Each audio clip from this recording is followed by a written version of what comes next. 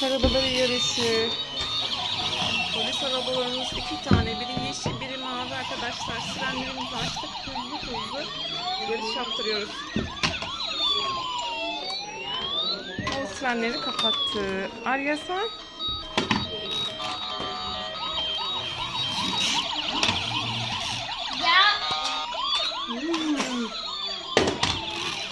Git buradan, sen bilmiyorsun. Gel buraya, teslim ol. Teslim ol diyorum. Hey, sana diyorum. Teslim ol. Sen bilmiyorsun. Suçluları yakalıyorlar. Hani suçlu nerede? Burada. Arya mı suçlu? Evet. Kesinlikle o bana çarpıyor. Bir tane polis arabası suçlu, bir tanesi de normal polis mi? Bir tanesi suç işlemiş polis.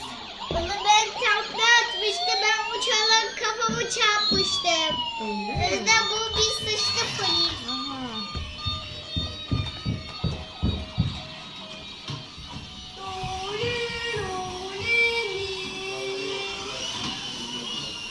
Hey, teslim ol diyorlar. Hey. Yaklaşma bana, yaklaşma ya. Bak.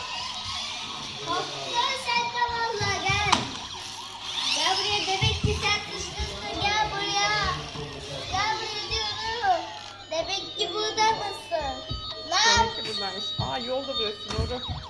Polis sen yolu. niye manyak mısın?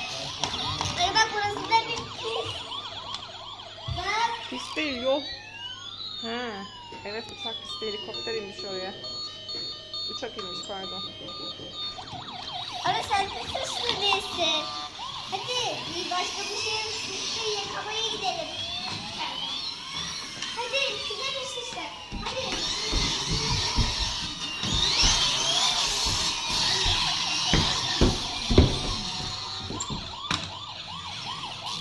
Anne bak, benimki böyle gidiyor bak. Anne. Evet, bakayım.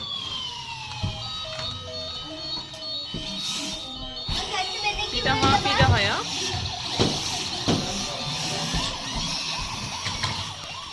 Evet, çok iyi. Bir tane polis arabası kaza yaptı. Benimki hala yakalayamadım ama ben Yalnız, burada. Bay bay yapın bana. Bay bay yapın. Hoşça kal. Biz bir